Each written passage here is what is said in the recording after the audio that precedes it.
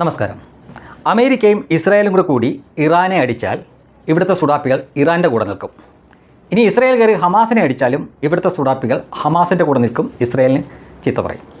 America ഇനി മറ്റേതെങ്കിലും മുസ്ലിം രാജ്യത്തിനെതിരെ തിരിഞ്ഞാലും അവർ അമേരിക്കയെ ചീത്ത വിളിക്കും. ഇനി ഒരു വ്യാജ വാർത്ത അമേരിക്കയുടെ പേരിൽ അല്ലെങ്കിൽ ട്രംപിൻ്റെ പേരിൽ ഇന്ത്യക്കെതിരെ വരുന്നു എന്ന് വെക്കുക. ഇതേ സുഡാപ്പികൾ അപ്പോൾ മറ്റേ മുൻകാലത്തുള്ള കാര്യങ്ങൾ മറന്നുകൊണ്ട് അല്ലെങ്കിൽ ഇപ്പോൾ നടന്നുകൊണ്ടിരിക്കുന്ന കാര്യങ്ങൾ മറന്നുകൊണ്ട് ഇന്ത്യക്കെതിരെ ട്രംപിൻ്റെ കൂടെ നിൽക്കും, അല്ലെങ്കിൽ അമേരിക്കയുടെ കൂടെ നിൽക്കും.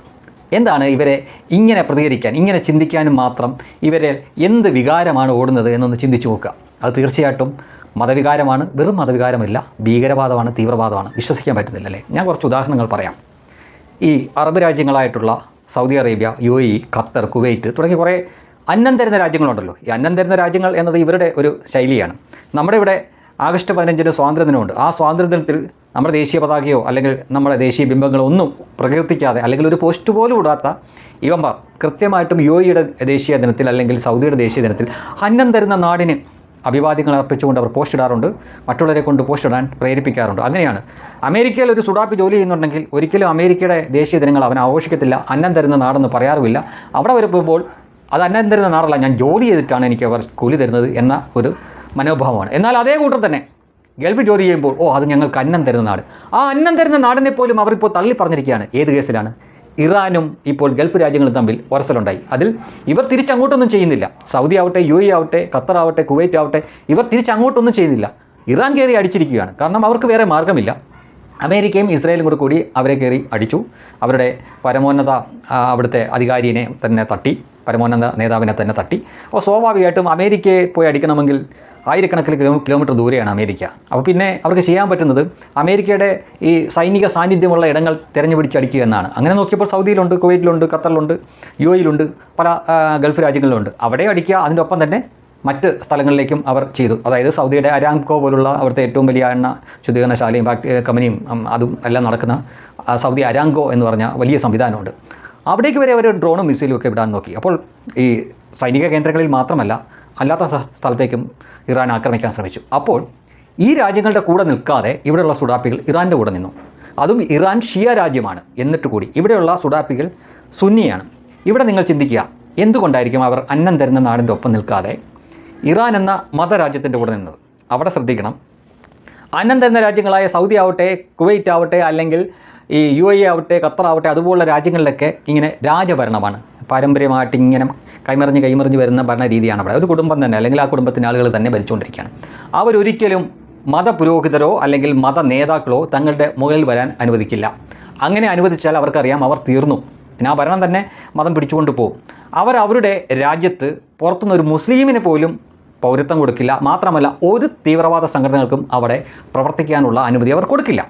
ഉദാഹരണത്തിന് നമ്മുടെ ഇവിടെ നിരോധിക്കപ്പെട്ട PFIയും SDPI പോലുള്ളവർ പല പേരിൽ UAEയിൽ ഒരു സംഘടന രജിസ്റ്റർ ചെയ്യാൻ നോക്കിയിട്ട് പോലും 7 തവണ ആ സർക്കാർ അത് റിജക്റ്റ് ചെയ്തു. അത്രമാത്രം അന്വേഷണം നടത്തി ഇത് ശരിയല്ല എന്ന് തോന്നിക്കഴിഞ്ഞാൽ ഇന്ത്യയിൽ പോലും അവർക്ക് പ്രവർത്തിക്കാനുള്ള അനുമതി ആ സമയത്തുണ്ടായിരുന്നു. പക്ഷേ UAE കൊടുത്തില്ല, സൗദി കൊടുത്തില്ല.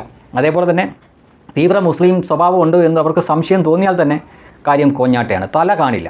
കാരണം അവർ അവിടെ വളർത്തില്ല. അങ്ങനെ വളർത്തിയാൽ മത പൗരോഹിത്യം ഇവരുടെ മുകളിൽ, ഈ രാജവാഴ്ചയ്ക്ക് മുകളിൽ വന്നാൽ പിന്നെ അവരുടെ ഭരണം തന്നെ തീർന്നു. ഇത് പിടിച്ചാൽ പിന്നെ തീർന്നു എന്നറിയാം. അപ്പോൾ ഇവിടെയുള്ള സുഡാപ്പികൾക്കറിയാം ഇത് മുസ്ലിം രാജ്യങ്ങളാണ് എങ്കിലും അവിടെ കുടുംബവാഴ്ചയാണ്, രാജവാഴ്ചയാണ് നടക്കുന്നത്, അല്ലാതെ മതമല്ല അവിടുത്തെ അവസാനത്തെ വാക്ക്. പക്ഷേ ഇറാനിൽ നേരെ തിരിച്ചായിരുന്നു. അവിടെ മതമാണ് അവസാനത്തെ വാക്ക്. ഈ ചത്തുപോയ ആയത്തുള്ള അലി ഖമൈനി എന്ന ആൾ അവിടുത്തെ മൊല്ലാഖയും കൂടെയാണ്. അതായത് മതത്തിനെ സംബന്ധിച്ചിടത്തോളം ഷിയയുടെ പരമോന്നതനായിട്ടുള്ള നേതാവാണ്. അയാളെയാണ് കൊന്നിരിക്കുന്നത്. അപ്പോൾ അവിടെ അവർ സുന്നി ഷിയ എന്നുള്ള വ്യത്യാസം മറന്നുകൊണ്ട് അന്നം തരുന്ന നാടിനെ കൂടി തള്ളിപ്പറഞ്ഞുകൊണ്ട് നേരെ ഇറാനെ സപ്പോർട്ട് ചെയ്യുന്നു. അവിടെ ശ്രദ്ധിക്കേണ്ട ഒരു കാര്യം, ഇവർ UAEയെ ചീത്ത വിളിക്കുന്നുണ്ട്, സൗദിയെ ചീത്ത വിളിക്കുന്നുണ്ട്. പക്ഷേ ഖത്തറിനെ അവർ ഒഴിവാക്കിയിരിക്കുകയാണ്. അതിൻ്റെ കാരണം എന്താണെന്ന് അറിയാമോ? ഖത്തറും രഹസ്യമായിട്ടും ഒതുക്കത്തിലും ഈ തീവ്രവാദ സംഘടനകൾക്ക് ഫണ്ട് ചെയ്യുന്ന ഒരു രാജ്യമാണ്. അത് ഒരിക്കൽ ഈ UAEയും സൗദിയും ഒക്കെ ഖത്തറിനെ ഒഴിവാക്കിയിരുന്നു ഇതേ കാരണം കൊണ്ട് തന്നെ. അപ്പോൾ ഇറാനും ഖത്തറുമാണ് ലോകത്തുള്ള സകലമാന തീവ്രവാദ സംഘടനകൾക്കും മുസ്ലിം തീവ്രവാദ സംഘടനകൾക്കും ഒളിഞ്ഞും തെളിഞ്ഞും ഫണ്ട് കൊടുത്തുകൊണ്ടിരുന്നത്, ആയുധം കൊടുത്തുകൊണ്ടിരുന്നത്. നമുക്കറിയാം, ഹമാസ് ആവട്ടെ, ഹിസ്ബുള്ള ആവട്ടെ, അതുപോലുള്ള പല തീവ്രവാദ സംഘടനകൾക്കും ഇറാനാണ് പരസ്യമായിട്ട്, അവർ തന്നെയായിരുന്നു അവരുടെ പ്രോക്സി ആയിട്ടാണ് ഇവർ പ്രവർത്തിച്ചുകൊണ്ടിരുന്നത്. ഇതേപോലെ തന്നെ IS അടക്കമുള്ള പല തീവ്രവാദ സംഘടനകൾക്കും ഖത്തറും ഫണ്ട് ചെയ്തിരുന്നു. അപ്പോൾ ഈ 2 രാജ്യങ്ങളെ ഇവർക്ക് തള്ളിപ്പറയാനാവില്ല. കാരണം അത് മതമാണ് അവിടെ ആത്യന്തികമായിട്ട് മതമാണ്.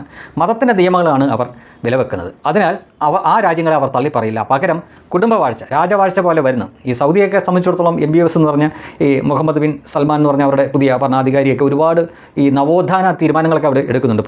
പുരോഗമനപരമായിട്ടുള്ള സ്ത്രീകൾക്ക് ഡ്രൈവ് ചെയ്യാം, ഈ ബുർഖയൊന്നും വലിയ നിർബന്ധമില്ല ഇല്ലാതാവുന്നു, അവിടെ തിയേറ്റർ വരുന്നു, മദ്യശാലകൾ വരുന്നു, പബ്ബുകൾ വരുന്നു, അതുപോലെ തന്നെ ഫാഷൻ ഷോകൾ നടക്കുന്നു. അങ്ങനെ ഈ പുതിയ കാലത്തേക്ക് മാറിക്കൊണ്ടിരിക്കുകയാണ് സൗദി. അപ്പോൾ മതത്തിൻ്റെ കീഴിലായിരുന്നെങ്കിൽ അത്രമാത്രം കർക്കശ ബുദ്ധിയോടെ ആയിരുന്നെങ്കിൽ ഇതൊന്നും അവിടെ നടക്കില്ല. അപ്പോൾ അങ്ങനെയുള്ളവർക്ക് അവിടെ സാധ്യതയില്ല. അങ്ങനെ എന്തെങ്കിലും തീവ്രവാദ പ്രവർത്തനം കണ്ടാൽ തന്നെ അവർ തലവെട്ടുകയാണ് ചെയ്യുന്നത്. UAE ഏതാണ്ട് സമാനമായ രീതിയിലാണ്.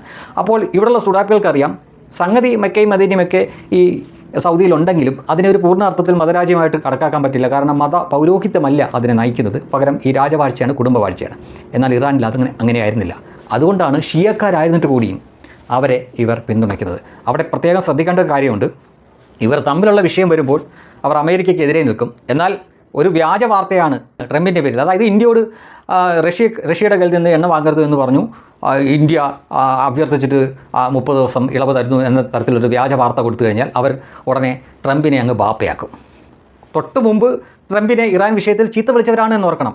പക്ഷേ ഇന്ത്യ ഇപ്പുറ സൈഡിൽ വന്നപ്പോഴേക്കും ഇന്ത്യയെ ഒരിക്കലും അവർ അംഗീകരിക്കില്ല. ഈ രാജ്യത്തെ ഉപ്പും ചോറും തിന്നുകൊണ്ട് ഇവിടെ കഴിഞ്ഞിട്ട്, കാരണം ഇത് ഒരു മതരാജ്യമല്ലല്ലോ, ഇതൊരു മുസ്ലിം രാജ്യമല്ല, ഇതൊരു ഷിയ രാജ്യമായിരുന്നെങ്കിൽ കൂടിയും അവർക്ക് അത് അംഗീകരിക്കാമായിരുന്നു. അവർക്ക് ഈ നെഞ്ചത്തെ കല്ലങ്ങ് മാറുമായിരുന്നു. ഇവിടെ ഒരു ഹിന്ദുവായിട്ടുള്ള ഒരാൾ ഇവിടെ ഭരിച്ചുകൊണ്ടിരിക്കുന്നു, ഹൈന്ദവ ഭൂരിപക്ഷമുള്ള ഒരു രാജ്യം, ഒരിക്കലും അവർ അംഗീകരിക്കില്ല. അത് തന്നെയാണ് നമ്മൾ ഈ സോഷ്യൽ മീഡിയയിൽ കാണുന്ന ഈ പ്രതികരണം കണ്ടാൽ നമുക്കത് മനസ്സിലാക്കാൻ പറ്റും. ഇറാനും അമേരിക്കയും തമ്മിലുള്ള വിഷയത്തിൽ അവർ ഇറാൻ്റെ കൂടെ നിന്നിട്ട് അമേരിക്കയെ ചീത്ത വിളിക്കും. എന്നാൽ അമേരിക്കയും ഇന്ത്യയും തമ്മിൽ ഇല്ലാത്ത ഒരു വ്യാജ വാർത്തയാണ് പുറത്തേക്ക് വരുന്നതെങ്കിൽ അവർ കണ്ണടച്ചുകൊണ്ട് ട്രംപിനെ ബാപ്പയാക്കിക്കൊണ്ട് മോദിയെ ചീത്ത വിളിക്കും. മോദിയെ ചീത്ത വിളിക്കുന്നു എന്ന ഭാവേന അവർ രാജ്യത്തെ തന്നെയാണ് എഴുത്തുന്നത്. ഒരു ഉദാഹരണം കൂടി പറയാം. അതായത് ഒരിക്കൽ ലോകത്തിൻ്റെ വിശ്വഗുരുവാവും നമ്മുടെ ഭാരതം അഥവാ ഇന്ത്യ എന്നാണ് പൊതുവെ നരേന്ദ്രമോദിയും BJPക്കാരും പറയുന്നത്. അല്ലാതെ ഒരിക്കലും ഒരു വ്യക്തിയല്ല. നരേന്ദ്രമോദി എന്ന വ്യക്തി ലോക ഗുരുവാവും അല്ലെ വിശ്വഗുരുവാവും എന്നല്ല അവകാശവാദം. ഇന്ത്യ എന്ന നമ്മുടെ രാജ്യം ലോകത്തിന് വെളിച്ചമാവും, ലോകത്ത് ഗുരുവാവും, വിശ്വഗുരുവാവും എന്നാണ്. അല്ലാതെ മോദി വിശ്വഗുരുവാവും എന്നല്ല. പക്ഷേ അവർ ഈ വിശ്വഗുരു എന്നത് വിശ്വഗുരുവൊക്കെ ആക്കിയിട്ട് കളിയാക്കുന്നത് മോദിനെയാണ് എന്ന് നമ്മളെ തോന്നിപ്പിക്കുകയാണ്. യഥാർത്ഥത്തിൽ നമ്മുടെ രാജ്യത്തിനെ തന്നെയാണ്. കാരണം മോദിയോ BJPയോ ഒരു വ്യക്തിയെ വെച്ചിട്ടല്ല അങ്ങനെ ഒരു അവകാശവാദം പറഞ്ഞിരിക്കുന്നത്. നമ്മുടെ രാജ്യം ലോകത്തെ നയിക്കുമെന്ന ആ ഒരു കാഴ്ചപ്പാടിലാണ് ഇന്ത്യ മഹാരാജ്യം അഥവാ ഭാരതം വിശ്വഗുരുവാവും എന്ന് പറഞ്ഞു. പക്ഷേ അവർ വളരെ വക്രബുദ്ധിയോടുകൂടി അതൊരു വ്യക്തിയുടെ മേലിലേക്കാക്കി, മോദിയുടെ മേലിലേക്കാക്കിയിട്ട് രാജ്യത്തെ നീക്കെത്താൻ നോക്കുകയാണ് ഇവർ പലപ്പോഴും. അതായത് അതിൻ്റെ പിന്നാലെ തന്നെയാണ് കോൺഗ്രസും. ഇവർക്ക് പലപ്പോഴും പറ്റുന്നൊരു കുഴപ്പം എന്താണെന്ന് ചോദിച്ചു കഴിഞ്ഞാൽ BJPക്കെതിരെ അല്ലെങ്കിൽ മോദിക്കെതിരെ എന്ന് പറഞ്ഞുകൊണ്ട് ഇവർ പറയുന്ന 99% കാര്യങ്ങളും രാജ്യത്തിനെതിരെയാണ്. അതിൻ്റെ പ്രധാനപ്പെട്ട കാരണം ഒന്ന് സുഡാപ്പികളുടെ മതമാണ്. പക്ഷേ ഇതിൽ അറിഞ്ഞോ അറിയാതെ കോൺഗ്രസും CPM ഒക്കെ പോയി ചാടിക്കൊടുക്കുകയാണ്. ഇത് പക്ഷേ ഇന്നത്തെ കാലത്ത് ജനങ്ങൾക്ക് വളരെ നന്നായിട്ട് അറിയാം എന്നേ പറയാനുള്ളൂ. ഇവിടുത്തെ സുഡാപ്പികൾ ഇറാനെയും ഖത്തറിനെയും പിന്തുണയ്ക്കാനുള്ള കാരണം അത് മുസ്ലിം രാജ്യമായതുകൊണ്ട് മാത്രമല്ല. അങ്ങനെയാണെങ്കിൽ അവർക്ക് സൗദിനെ പിന്തുണയ്ക്കാമല്ലോ, UAE പിന്തുണയ്ക്കാമല്ലോ, കുവൈറ്റിനെ പിന്തുണയ്ക്കാമല്ലോ. അതിനേക്കാൾ കൂടുതൽ അവർ ഇറാനെയും ഖത്തറിനെയും സ്നേഹിക്കുന്നു, പിന്തുണയ്ക്കുന്ന കാരണം അവർ രണ്ടുപേരുമാണ് ഈ നമ്മൾ ഭീകര സംഘടനകൾ എന്ന് പറയും. പക്ഷേ അവരെ സംബന്ധിച്ചിടത്തോളം തീവ്ര മതവിശ്വാസം, മതസംഘടന, അത്തരം സംഘടനകൾക്ക് ഫണ്ട് ചെയ്യുന്നത്, അത്തരം സംഘടനകളെ നിലനിർത്തുന്നത് ഇറാനും ഖത്തറുമൊക്കെയാണ്. അതുകൊണ്ടാണ് അവർക്ക് ഖത്തറിനോടും ഇറാനോടും ഇഷ്ടം. അതായത് നമ്മുടെ ഇവിടെയുള്ള സുഡാപ്പികൾക്ക് ഇഷ്ടം തീവ്രവാദമാണ്, മത തീവ്രവാദമാണ്. അക്കാര്യത്തിൽ ഒരു സംശയം വേണ്ട. അത് തന്നെയാണ് ഇതൊക്കെ തെളിയിക്കുന്നത്.